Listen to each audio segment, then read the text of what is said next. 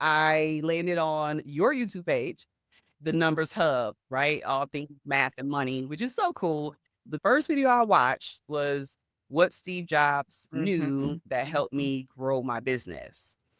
I was like, okay, this is interesting. Yes. I want to share what Mhm. really helped me grow in business Mhm. and what I Mhm. prioritize. You just talk about the importance of the passion for business. I'm gonna be honest with you. When you're young, everybody has a quote unquote talent. Like they can do hair, they can do nails, or they have this type of skill. I always was like, I can't do anything but math. That was my talent or my skill. I remember I graduated with my master's degree in math, and my boyfriend, who's not my husband, he was like, "What? I'm looking for a job. Why don't you start a business?" Because he was business minded. That was far from my mind. If you didn't grow up hustling, well, I did, but anyway, but I didn't really think about starting a business, basically. And the only thing that came to mind was math because that's the only thing that I was good at. Then what you come to find is some people, they'll start a business because they want extra income or they want extra money or they want to do something on the side or it looks cool. Then when it comes down to it, there were times when it got really dark.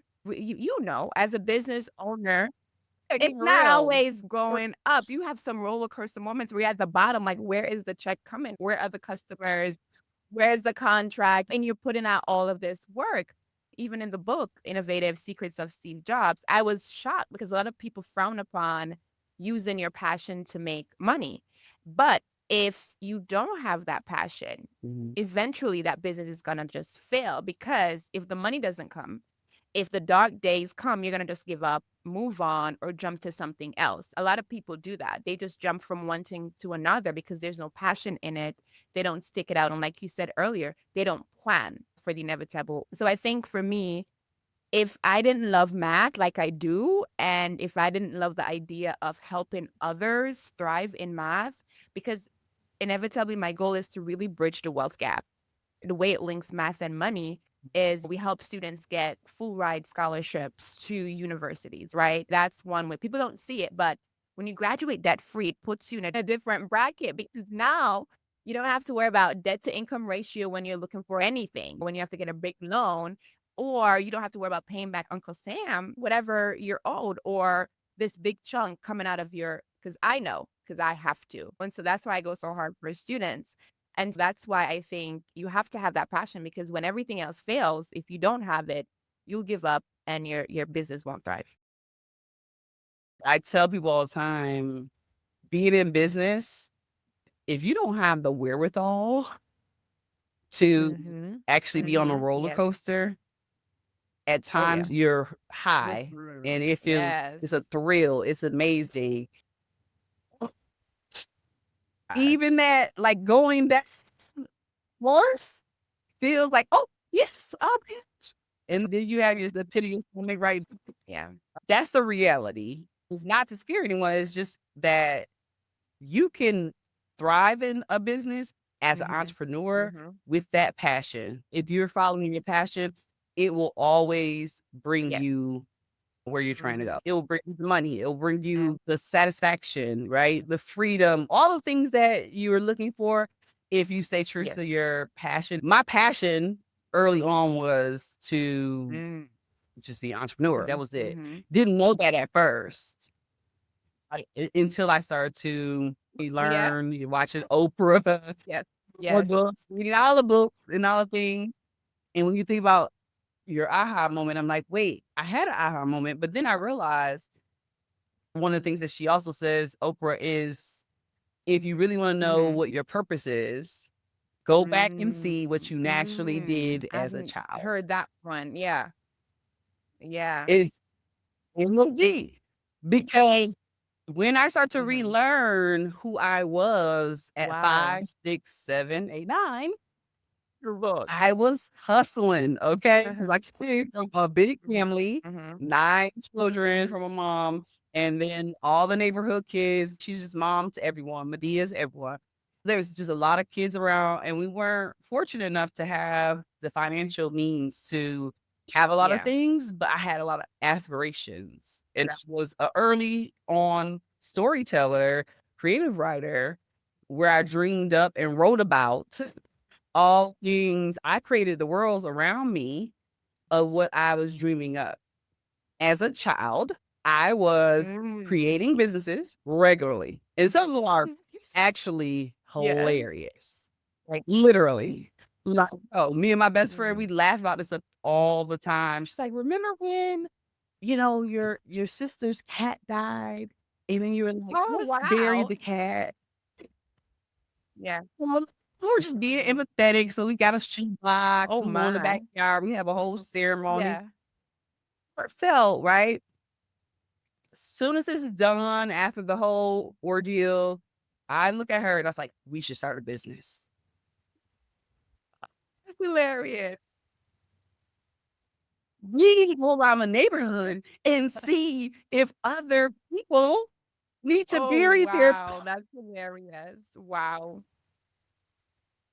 No. imagine Mm-mm. in They the look at you hood, crazy. and we're knocking on doors. All my ideas, I Mhm. just believed in them. Why? Yes. Somebody else have a loss, and this could really be Yes. very Yeah. sentimental to them. So let's offer it. Ding dong, ding dong. Excuse me, Oh my do you have a gosh. Did pet you that get passed that anybody? you want to bury? There. They thought we were Oh my they thought goodness. we were Of course. pranking them. So we did that a few Not a times good before we hit. realized it was That's actually funny. not a great idea. And it's funny you said that too, because one memory that I have very clearly, and this is crazy because it links both math and money together. I think we call it in Jamaica, we call it basic school, but here it's elementary school. But I was in the Mhm. bushes, it's like tall grasses. We had our leaves, and I was the banker. Okay. And you come to me. So we had our store, we had our setup, you know what I mean? And I'm the money girl. So anybody who needs their money, you come to Right, me, right. and I'm gonna make sure you get the correct change, whatever you're buying, I'm it, okay? And I make sure the calculations are correct, I'm that okay? girl. And you're gonna pay me my money that's owed. So now that I think about it, Oprah is actually right, because I was doing math and money at 6 and 5 years old, and that's where I'm at right now, and that's where my passion Me is. As you might know, also helping people build their financial capacity is one of my passions too. Wow, Oprah is onto something, huh? Mhm. I never heard that, but Mhm. now That's a wise woman.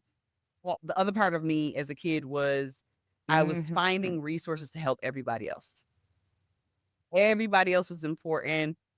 Of course, I wanted these things too. So I became that person that people knew mhm, that she's gonna know what to do and she will find us a mm, resource to yeah, make it happen. So for me, being in business and then for it to be that I am always training, teaching, sharing mhm, resources, helping people thrive in business is yeah, literally what my purpose is. yeah. It's great to be here. Well, I think it's great for me to do a proper introduction. Introducing Dr. Shanna Grant, founder of Sharp Sessions. I love the fact that your business is focused on the wealth gap and empowering people, all people with these tools to succeed financially. And I love that you have now weaved in the money and math into your YouTube channel and the things that you're sharing and giving folks and talking about business. I appreciate you taking time to talk with me. I'll And jump thank into you it. so much for having me. It's really a pleasure to be on your platform. This is awesome. Okay. So our paths crossed at one of my AI for non-techies workshops in Atlanta, and you were there. You were my star students, of course. You and Dr. Lakila Bowden, but recently I saw that you sat on a panel talking about AI in finance. Well, it's coming up. It's in September, but I'm excited. And so when I thought, I was like, look at me. Natina would be so proud. So when you commented on the post, I said, I knew you would be. The Cultivate AI conference, and it will be held at Fort Valley State University. And so they're really bringing business owners, students, and the community together and shaping how AI can help to move them forward. Really, in your field is where we are. I love like things that are like full Mhm. circle.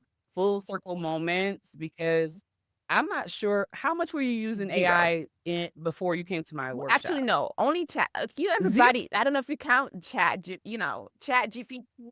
Okay, okay, so one instrument yes, and so it was a little new at that time, but you taught us how to Okay. customize the thing, how to make it sound like us. I'm like, "Wait, so you don't have to keep repeating yourself." I'm like, "Okay, girl, you have me sold." And then the Zapier, I'm like, "What? You can connect these things to talk to each other?" You really opened my eyes to, like, so much that was closed, and I'm sure there's so much more. It's a beautiful thing for you to take Yes. professional development serious because once we get to a certain place, Uh, you have your whole doctorate, yeah. right? We know obviously Mhm. teachers and professors do professional development, but this is also just making sure that we are stay on top Yes. of learning for our Mhm. business and for our own selves and to come full circle where now you're sitting on the stage having a I conversation know. about AI, teaching other folks about AI. But that made me really happy, of course.